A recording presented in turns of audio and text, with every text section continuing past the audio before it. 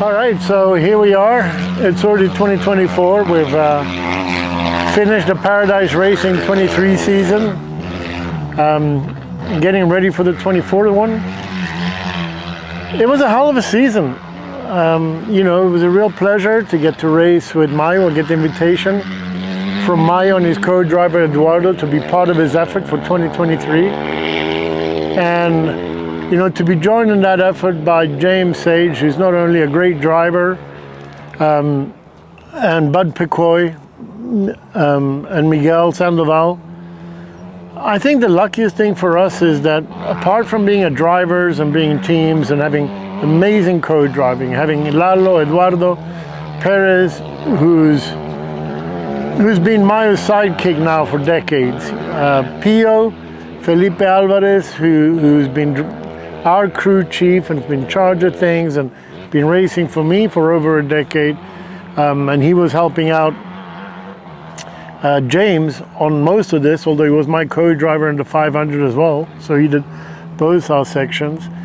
Bud that had John Peed, who was great, and Miguel, who helped him out there, and I had Marty come down from San Diego, which he's Iron Man the whole 1,000 on a motorcycle, so he knows what it's all about. So Marty Seafried joining us there as well, and I think we got a lot of experience as a team. What we did try to do is not only have people who had experience, but most of all who understood that one of the most important things for us in this kind of racing when you're doing it is to be able to hand off a good car to your next driver, to your next person.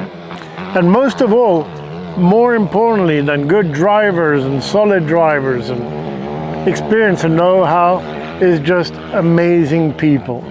Every single person that's part of the team has just been outstanding with amazing personality. And it's not often you come across people that understand racing, whether off-road or normal racing. James Seed's been a national champion in offshore powerboat racing. Bud has a wide variety of racing experience. So people understand what it takes to try to get a team like this together, and how a small little detail can just change your day super quickly.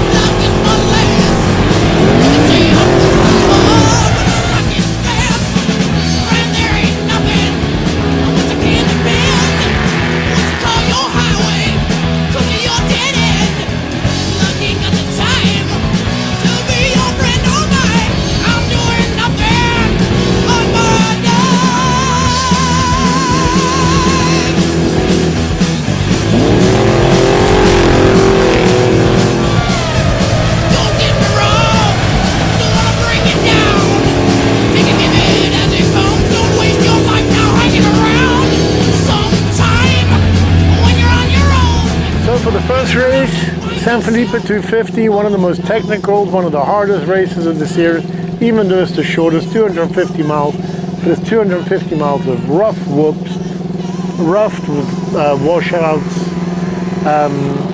sand washes, arroyos, all that kind of stuff. And James and Mayo drove that. Mayo pretty much has always been starting most of the score races. He has that experience, and he's able to keep solid and keep the pressure without losing it when he's doing that stuff. James drove the second hearth, and they came in great finish, 4th place. Didn't quite make the podium, but just about. Baja 500, end of June, super hot. Driving duties was Mayo and Eduardo, passing on to James and Pio, and then Pio stays in the car, and myself and Pio hopefully take the car to the finish.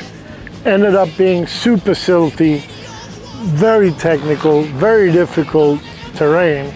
And unfortunately in Ojos Negros, within the first 50 miles, we had a collision. We had Desert Assassins, trophy truck behind us, rear end the trophy truck 55, and broke bump stops, broke some links, broke some wires. So it took us a while to be able to get the car across the mountains before the crew could work on it. We lost a lot of time, a lot of positions, but they managed to get it all fixed and put together. And again, we got a pretty decent 4th place in the 500. 400 in September, again super hot, but because it was a shorter race, this was just going to be divided by Mayo and James. Mayo started off, had a great race, but within mile 150 had transmission problems, and just due to the logistics and where they were, it took such a long time for our support crew to get there. So we had to basically DNF and just decide, you know what, we didn't want to risk any teams, we didn't risk any of the support guys getting into problem, getting late, so we preferred just to call it a day and DNF there. As we head into 2024, it's been a great opportunity to think back to 2023 and the race season, and with Paradise, what a year. I mean, absolutely incredible. I know Andrea's already spoken about all the races in particular and some of the obstacles that were overcome, and so for me, thinking back to the 1,000 in November, unbelievable. I mean, I keep thinking about that race, and I just think about the efforts of, you know, well, first of all, Mayo and the Paradise team in general, but Mayo and Andrea and James and Bud and Miguel. I mean, what they went through, it's just that race in itself. I've never seen anything like it in the few years I've experienced the racing. It was a true test of endurance. And to be able to just finish that race is, so when I think back and I think of these guys on the Paradise team and what they were competing against in the race with Vildosala and the greats, these guys are like, you know, they got hundreds of thousands of dollars to put into their race teams and their crew and their chase vehicles, and you know, we don't have that. And to be able to place where we placed in that race at 4th and so close to 3rd, that is something else. I mean, and just to see these guys come across the finish line and just the, you know, the emotion, it just, you can't help but just feel their emotion coming through, and, you know, spending 30 plus hours in the car, it's just unbelievable. Incredible race, you know. The Paradise team, they did an amazing job. All those guys really in their own, each of their own sections, they did a wonderful job. I mean, there was a lot of challenges in that race, and to finish the way they did is just absolutely incredible. So, you know, when I think back to 2023, that race is always going to stand out in my mind. But looking forward to 2024 to see what the Paradise team can do, and we're looking forward to racing again this year, and let's see what happens. The Baja 1000 November, the first ever Baja 1000 from La Paz, finishing in Ensenada, 1,400 and something miles. Brutal. Just basically in one word, it's just brutal.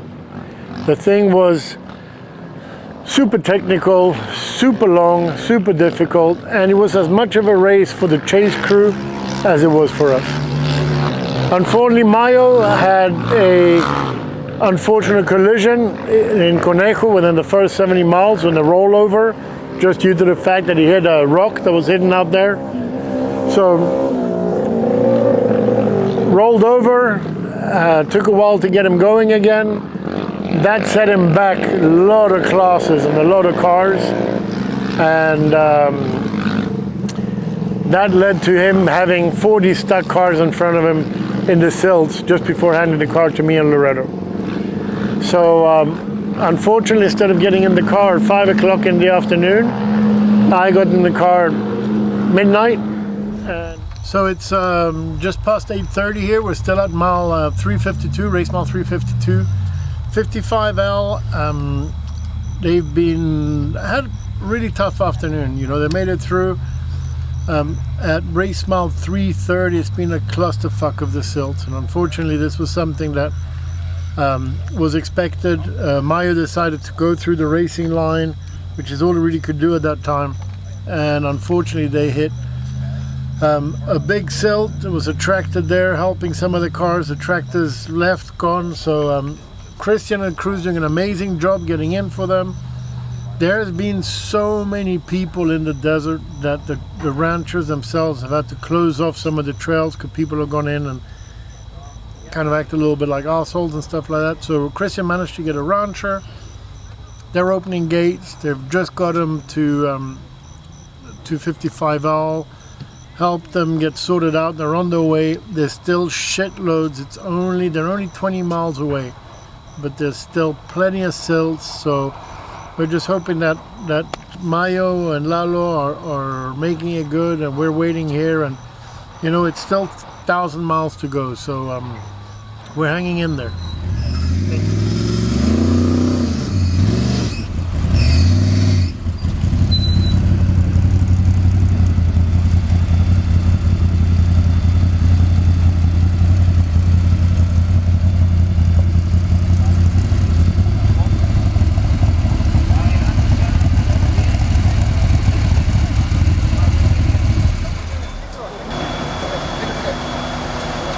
Long day, man. I felt bad for you guys. Made it though. Good job. The beer was cold.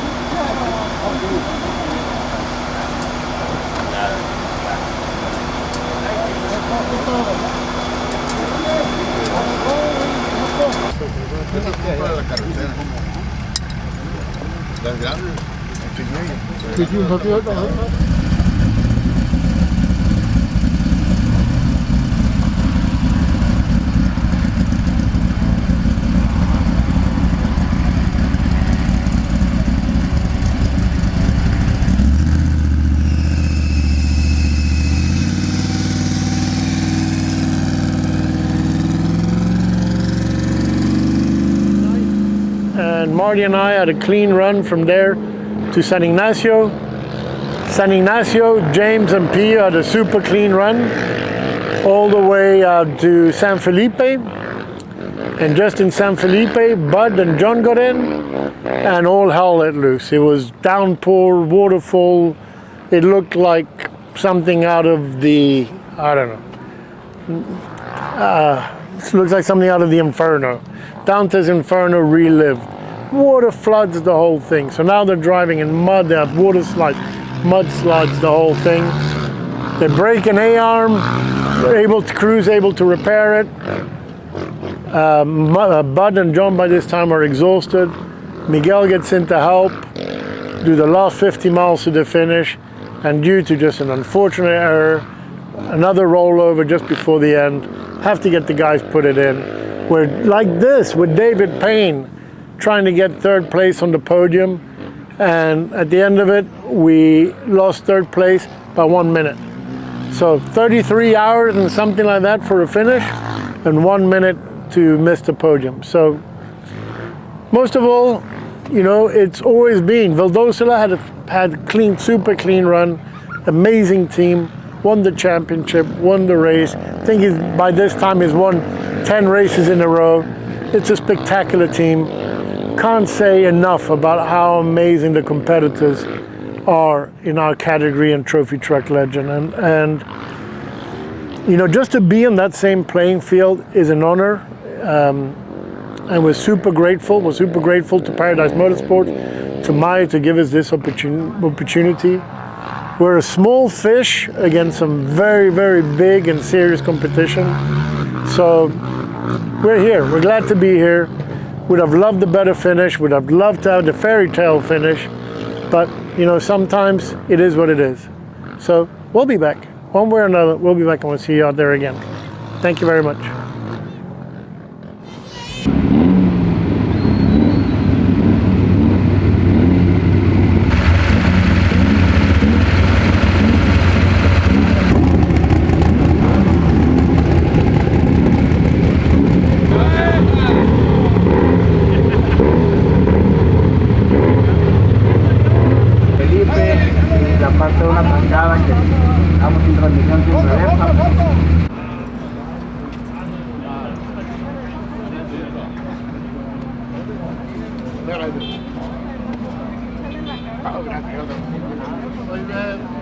Pero para esta carrera pues sí fue algo muy diferente. Nosotros que estamos en La Paz, pues siempre hacemos como que lo mismo de venir a traer las cosas, ahora había que distribuirlas y no dejar de que se nos pasara nada. Entonces sí fue un poco más complicado, tanto en los recorridos como en la preparación del carro. Arrancamos muy bien, en las prácticas, en los recorridos, todo salió muy bien. Cuando se probó el carro sin ningún detalle, tuvo el percance ahí en el área del Conejo, creo que fue el percance.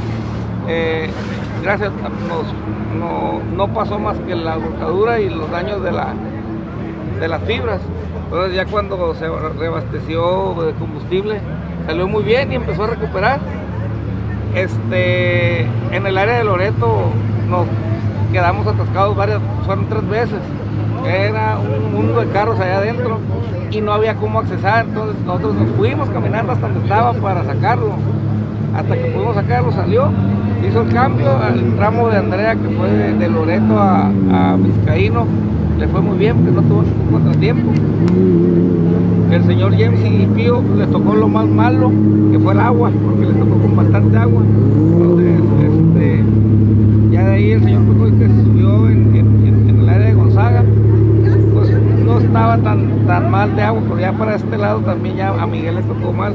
Gracias a Dios y el carro no nos dio problemas en cuanto a ninguna falla, ¿no? O sea, lo que tuvo de contratiempos fue consecuencia de la volcadura y en el área de ahí de San Matías, antes de San Matías, en uno de los hoops que hay ahí, pegó el golpe muy fuerte, entonces al segundo hoop se quebró la horquilla.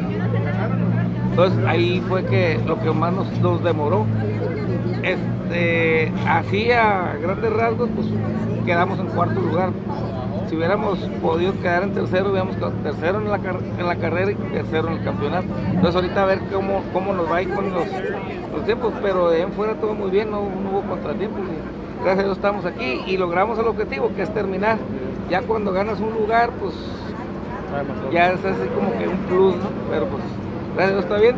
Y el apoyo de todas las personas que nos apoyan, tanto la gente, mis amigos, como los hijos de aquí de Ensenada, y cuando venimos nosotros a correr acá nos apoyan, y ahora bajaron algunos para allá apoyarnos, entonces ahí hicimos buena mancuerna.